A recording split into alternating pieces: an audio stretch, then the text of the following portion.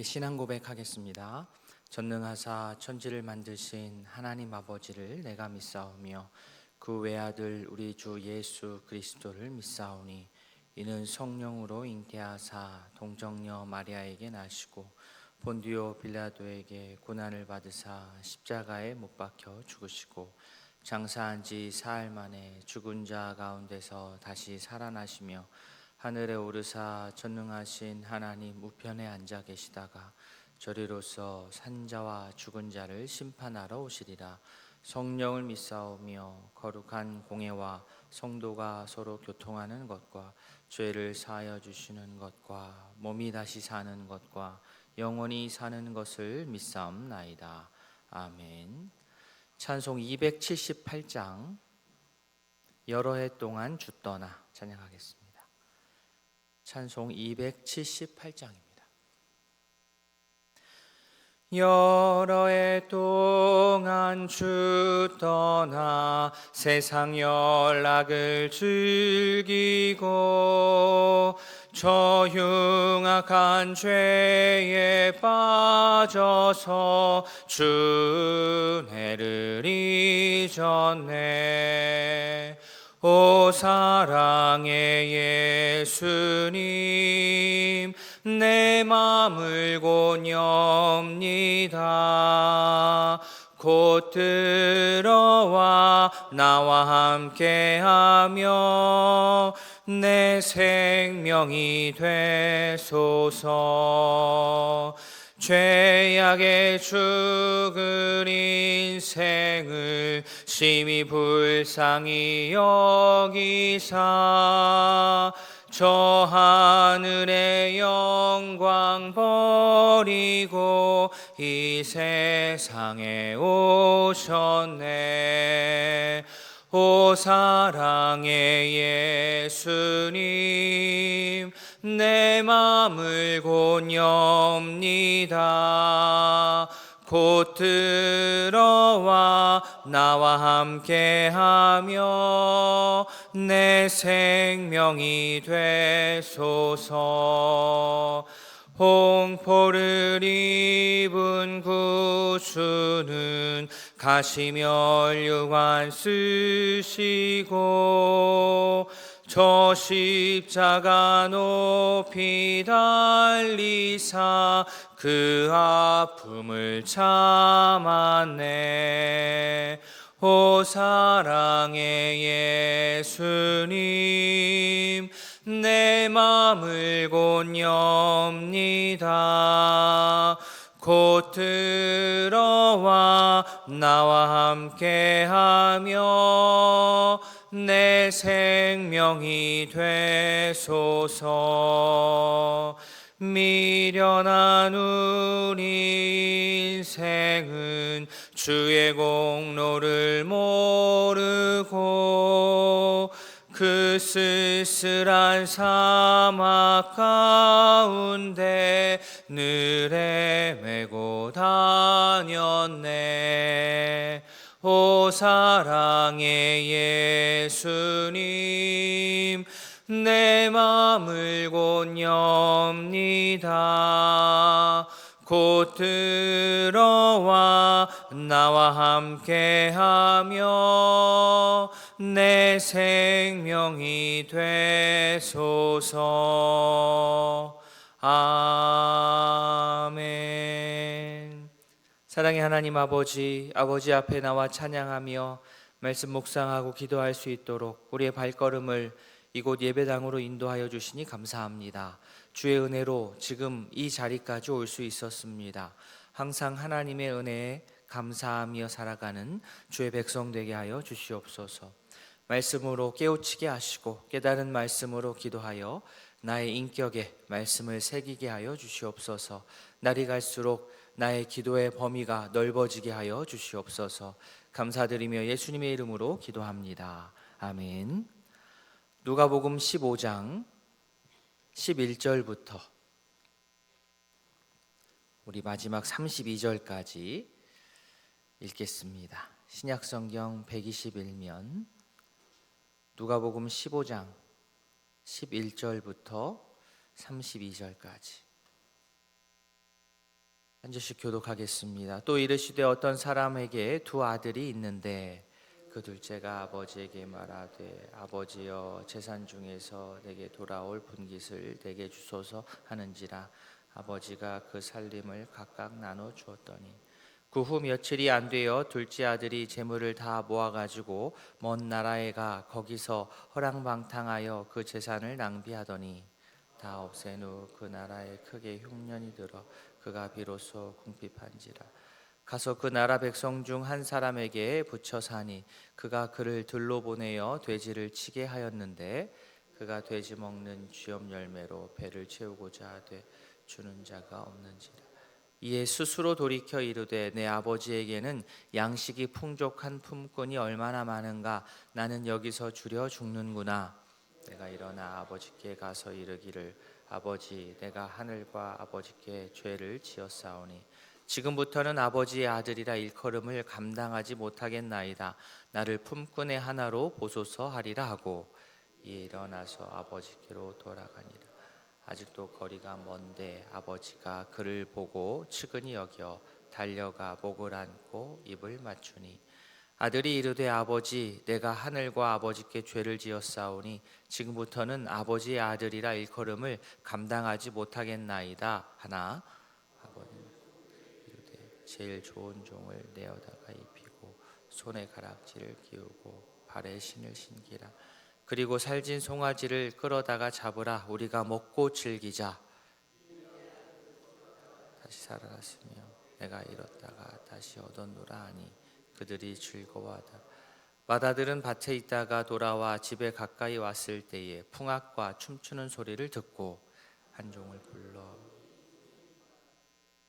대답하되 당신의 동생이 돌아왔음에 당신의 아버지가 건강한 그를 다시 맞아들이게 됨으로 인하여 살찐 송아지를 잡았나이다 하니 그가 노하여 들어가 보자 하지 아니하거늘 아버지가 나와서 권한대 아버지께 대답하여 이르되 내가 여러 해 아버지를 섬겨 명을 어김이 없거늘 내게는 염소 새끼라도 주어 나와 내 벗으로 즐기게 하신 일이 없더니 아버지의 살림을 창녀들과 함께 삼켜버린 이 아들이 돌아오매 이를 위하여 살진 송아리를 잡으셨나이다.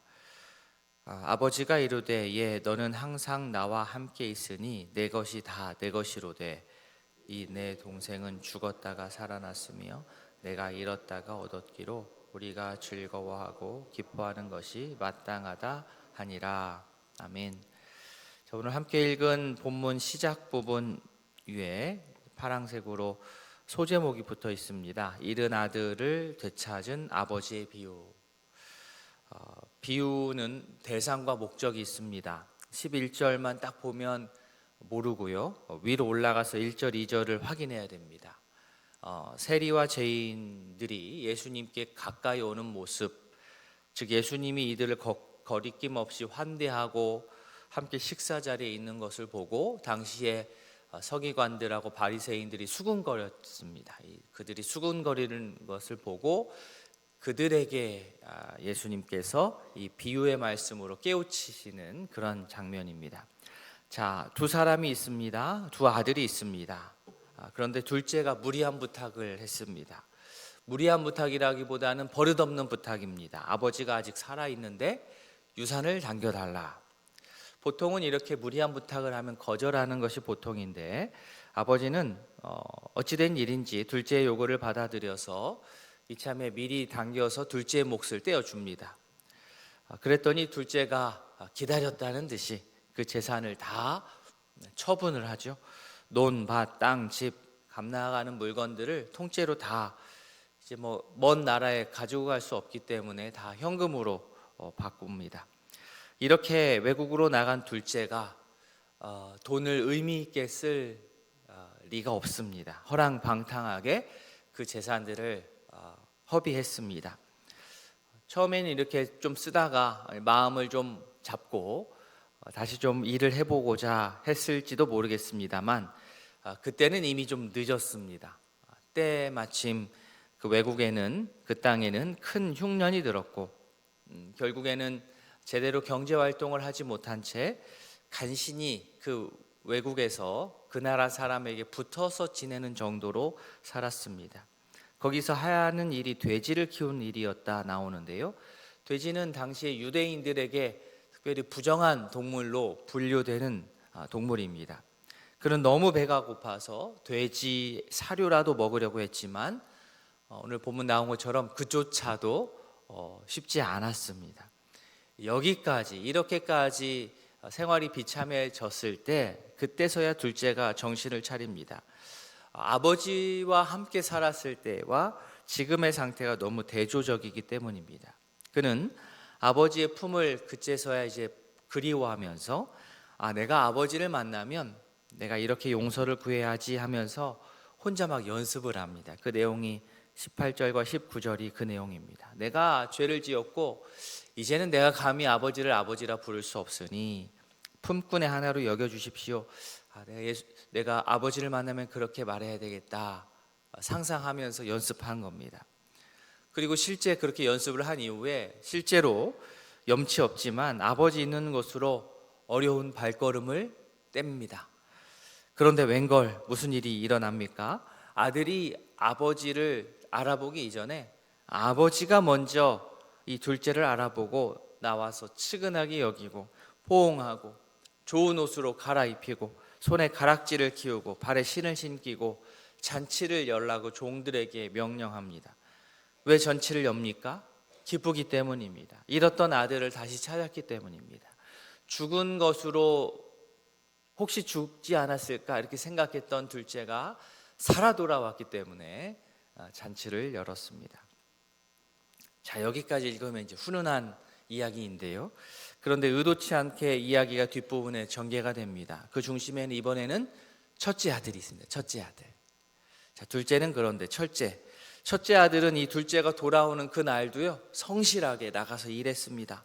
그리고 집에 돌아오는 길에 자기가 알지 못하는 잔치가 열린 것을 봅니다. 그 잔치의 이유가 자신의 그 철부지 망나니 동생이 돌아왔기 때문이라는 사실을 알고 화를 냈습니다. 28절 그가 노하여 들어가고자 하지 아니하거늘. 첫째 아들 입장에서는 아버지가 이해가 되지 않습니다. 아버지뿐만 아니라 자신의 집안 전체를 수치스럽게 하고 떠났던 그 동생이 모든 재산을 탕진하고 실패하고 돌아왔는데 아버지는 속도 없이 그를 또 반갑게 맞이하고 있으니까 그 모습이 적응이 안 되는 겁니다.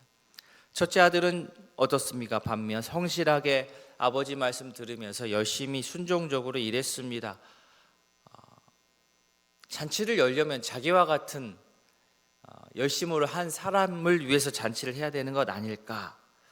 그런데 아버지는 지금 엉뚱하게 전 재산을 탕진하고 돌아온 이 아들 둘째를 위해서 잔치를 열었다는 것, 이게 화가 났습니다.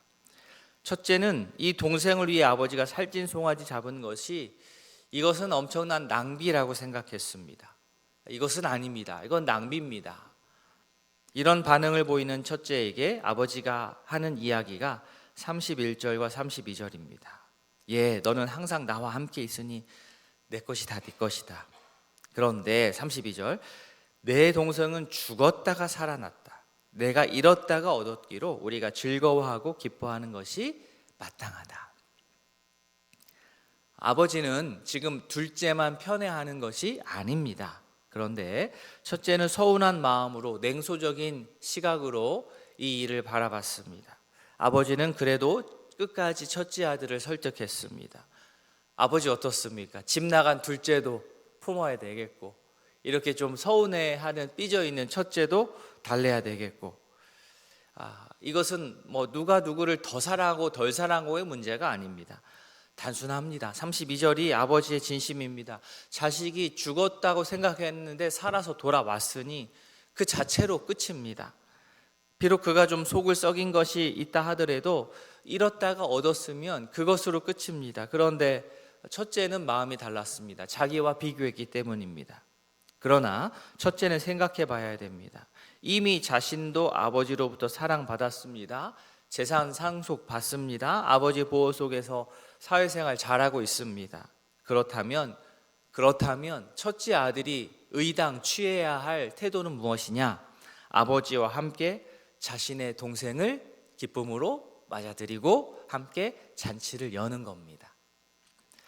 자, 이 비유에서, 그죠? 비유는 목적이 있다 그랬죠. 이 비유에서 바리새인과 서기관들의 모습이 이 등장인물들 중에서 누구겠습니까? 바로 첫째 아들입니다. 첫째 아들. 바리새인과 서기관들, 그리고 더 나아가서 하나님을 성실하게 섬기고 사역을 열심히 헌신했다고 자부하는 그들이 바로 첫째 아들의 모습입니다. 이들이 볼 때 예수님 곁으로 지금 염치 없이 나아온 세리들과 죄인들은 오늘 비유 말씀에 나오는 둘째 아들과 같은 사람들인 겁니다. 저 사람들 자격 미달이야. 염치도 없지. 그런데 그들을 저렇게 수용하고 환대하는 예수님이 모습이 저거는 너무 해프다. 낭비다. 저들에게 호의를 베푸는 건 낭비야 라고 느꼈습니다. 그러나 그 관점이 옳지 않다는 거예요. 다른 거 다 치우자는 겁니다. 다른 거 다 치우고 한 가지, 잃었던 자식을 얻었다. 이보다 강력한 기쁨이 어디 있습니까? 아버지는 둘째도 사랑하시고 첫째도 사랑하십니다. 우리는 삐져서 밖에서 안 들어오고 있는 첫째를 찾아가서까지 설득하는 아버지의 그 모습을 꼭 기억할 수 있기를 바랍니다. 말씀을 맺겠습니다. 오늘 예수님의 비유 속에 이 첫째 아들의 모습에 혹시나 나의 모습이 비춰지지는 않습니까? 바라기는 하나님 아버지의 마음을 우리가 깊이 공감하고 하나님 아버지의 마음과 함께 할 수 있기를 원합니다. 집을 나갔다가 들어온 그 동생하고 나를 비교해서 나의 의로움을 내세우지 않기를 바랍니다. 이제 그거 좀 그치고 잃었던 자녀를 다시 찾는 기쁨에 어쩔 줄 몰라 하는 그 아버지의 마음을 우리가 헤아리고 나 또한 그 은혜로 품어주심에 감사하고 기억하면서 하나님께 감사한 그런 고백이 오늘 이 새벽 가운데 가득할 수 있기를 진심으로 소망합니다. 아멘. 오늘 두 가정을 위해서 기도하겠습니다. 김상희 집사님 가족입니다. 가족 부모님의 영육 건강을 위하여서 자녀의 기쁜 신앙생활과 학업을 위해 직장 내에서 잘 지낼 수 있도록 기도해 주시기 바랍니다. 우리 김민서 집사님 가정, 집사님 개인과 또 남편의 믿음 성장, 큰아들 해외에서 건강과 믿음 잘 지킬 수 있도록, 막내 하는 일 잘 감당하고 건강과 믿음 지킬 수 있도록 우리 집사님 위해서 기도해 주시기 바랍니다. 오늘 말씀 기억하시면서 주변의 환우들의 건강 회복과 속해 있는 목장과 진행 중인 신방과 훈련 모임 또 수요 기도회 위해서 함께 기도하는 시간 갖겠습니다. 다 함께 기도하겠습니다. 아버지 하나님, 오늘 말씀을 기억하며 주님 앞에 나아갑니다. 주님, 첫째 아들 또 둘째